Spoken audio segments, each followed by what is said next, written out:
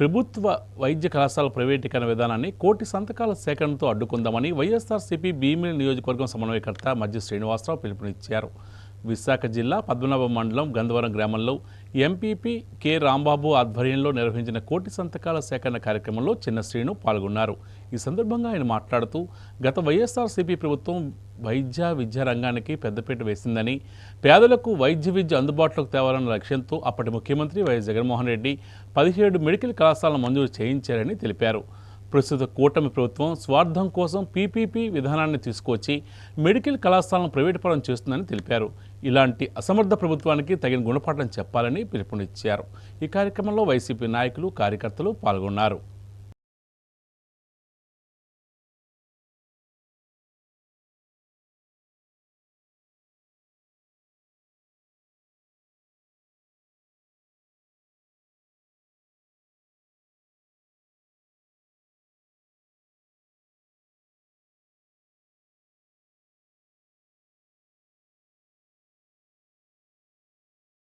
YSR party ప్రతిపక్షంలో ఉన్నాం, మేము అధికారం లేదు, మేమే అధికారం కోసమో లేదు ఎన్నికలు ఉన్నాయి ఓటు కోసమో రాలే ఈ గ్రామానికి. ఈ రోజు ఈ గ్రామానికి రావడానికి ముఖ్యమైన కారణం ప్రజా వైద్యం ప్రజల హక్కు అనే నినాదంతో గౌరవనీయులు వైఎస్ఆర్ పార్టీ జాతీయ అధ్యక్షులు మాజీ ముఖ్యమంత్రి వర్యులు జగన్మోహన్ రెడ్డి గారు ఆదేశాల మేరకు ఈ రోజు ఈ గ్రామంలోకి వచ్చాం. ఈ గ్రామానికి ఈ సాయం సమయంలో రావడానికి కారణం గత ప్రభుత్వంలో జగన్మోహన్ రెడ్డి గారు విద్యా వైద్యం ఎవరైనా చదువుకోవాలి, పేదవాడు కానీ మధ్యతరగతి కుటుంబీకుడు కానీ ఈ రాష్ట్రంలో చదువుకోవాలంటే విద్య ఉచితంగా ఇవ్వాలి. అలాగే వైద్యం ఎవరైనా పేదవాడికి కానీ లేదా మధ్యతరగతి కుటుంబీకుడు కానీ లేదు ఈ రాష్ట్రంలో నివసిస్తున్న 5 కోట్ల మంది ప్రజలు కూడా అతనికి వైద్యం ఈ ప్రభుత్వం ఉచితంగా అందించాలని ఒక మంచి ఆలోచనతో ఆనాడు డాక్టర్ బాబాసాహెబ్ అంబేద్కర్ గారు చెప్పారు. అంబేద్కర్ గారు ఏ ప్రభుత్వం అయినా పేదవాళ్ళకి చదువు కానీ వైద్యం కానీ ఉచితంగా ఇవ్వాలి అని చెప్పి దాని జగన్మోహన్ రెడ్డి గారు గత ప్రభుత్వంలో 17 మెడికల్ కళాశాలలు అంటే ప్రభుత్వ వైద్య కళాశాలలు, ఒక మెడికల్ కళాశాలకి 500 పడకల ఆసుపత్రి, సూపర్ స్పెషాలిటీ వైద్యంతో అప్డేటెడ్ గా డాక్టర్స్ తో ఎలాంటి వైద్యమైనా అందించే హాస్పిటల్ ఒకటి వస్తుంది, అది ఉచితంగా అందిస్తుంది. అలాంటి హాస్పిటల్ ఉండాలని పెడితే ఈ ప్రభుత్వం వచ్చిన తర్వాత చంద్రబాబు నాయుడు గారు మరి ఆయన వచ్చిన దగ్గర నుంచి ఆయన ఆలోచన ఏంటంటే ఏది ప్రభుత్వం నడపద్దు, అన్ని ప్రైవేటులకు అప్పచెప్పేద్దామని చూస్తారు. ఆయన 17 మెడికల్ కళాశాలలు ఆయన వచ్చి ఉచితంగా వైద్యం ఇద్దామంటే లేదు ఉచితంగా వైద్యం లేదు, డబ్బుకి వైద్యం చేయించుకోవాలని చెప్పి ఆయన చెప్తున్నాడు.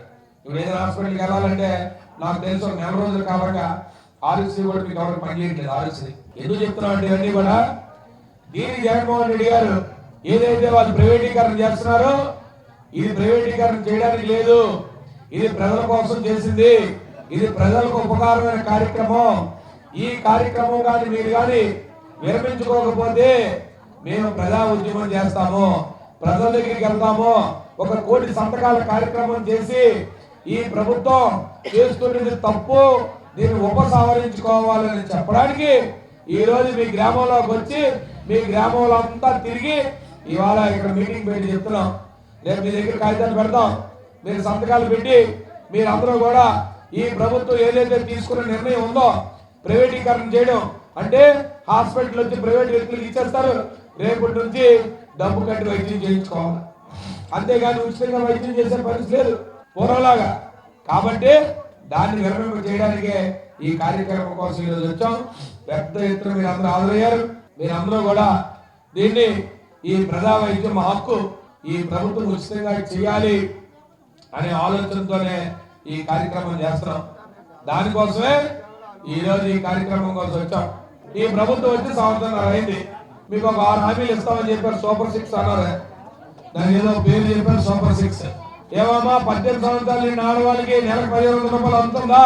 ఈ మధ్య ఏం చెప్తున్నారు, సూపర్ 6 హామీ అమలైపోయిందని 30 లక్షల ఉద్యోగాలు ఇస్తారని చెప్పారు.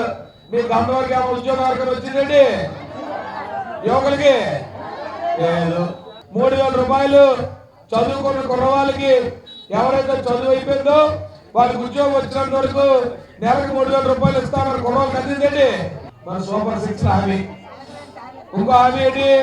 50 సంవత్సరాలు నిండోళ్ళు పెన్షన్. ఎవరో 50 సంవత్సరాలు నిండోళ్ళు పెన్షన్ ఏంటండి? చంద్రబాబు నాయుడు గారు సూపర్ 6 అన్ని ఇచ్చేసారని చెప్తారు. ఈ మధ్య తుఫాన్ వచ్చింది. మరి తుఫాన్లో చాలా మంది ఇంకా వర్షాలు కోయడానికి ఇబ్బంది పడుతున్నారు. ఏ పూట వర్షం పడిపోద్దో, సేమ్ తడిసిపోద్దో, ఇంకా మళ్ళన్నీ కూడా నీళ్ళు నిండిపోయి ఉన్నాయి. ఎక్కడ కూడా ఆరలేదు. పూర్వం ఎవరైనా మడి పడిపోయినా, వర్షం వచ్చినా, పంట పాడైనా మీకు ప్రభుత్వం ఇన్సూరెన్స్ చేసేది.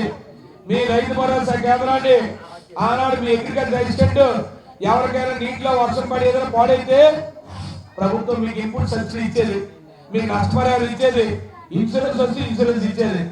ఇవాళ ఇన్సూరెన్స్ లేదు. చంద్రబాబు నాయుడు గారు ఏం చెప్పారంటే ప్రభుత్వం రాగానే ఇన్సూరెన్స్ మీరే కట్టుకోండి, ఎకరానికి 2,200 రూపాయలు ఫిక్స్ చేశారు, మీరే కట్టుకోండి. అదే జగన్మోహన్ రెడ్డి గారు 5 సంవత్సరాలు ₹1 ఎవరైనా కట్టారండి ఇన్సూరెన్స్. ఇవాళ ఎవరన్నా 700 రూపాయలు ఇన్సూరెన్స్ కట్టిన వాళ్ళకి నష్టపరిహారం, లేకపోతే నష్టపరిహారం లేదు. వాళ్ళు మాటలు చెప్తే ఎలా తెలుసండి. టీవీలో సోషల్ మీడియాలో కొన్ని టీవీలు సోషల్ మీడియాలో ఉంటాయి. చంద్రబాబు నాయుడు తుఫాను అర్జెంట్ తగ్గించారు, అది అటుపక్క వెళ్ళిపోయింది, ఆయన అలా నిలబడిబట్టే ఈ అర్జెంట్ అలాగా వెళ్ళిపోయిందని ఆయన చెప్పిన మాటలు ఉంటాయి. కానీ క్షేత్రస్థాయిలో పనులు ఉండవు. సంవత్సరాల కాలంలో ఈ ప్రభుత్వం ఏర్పడిన తర్వాత జరిగిన మార్పులు మీరే గమనించుకోండి.